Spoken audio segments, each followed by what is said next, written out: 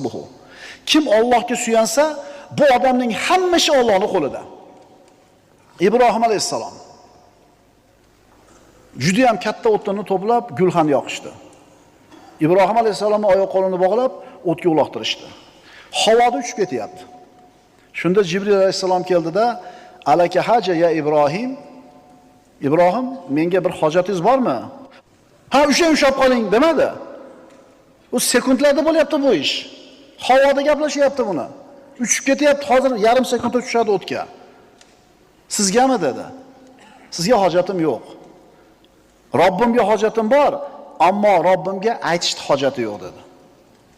Hasbunallohu va ni'mal vakil dedi Ibrohim alayhisalom. Alloh taolama dedi, "Qulna ya naru kuni bardan va salaman ala Ibrohim." Ey o't, Ibrohimga sovuq va salomat bo'ling dedi. Nima uchun? Hasbunallohu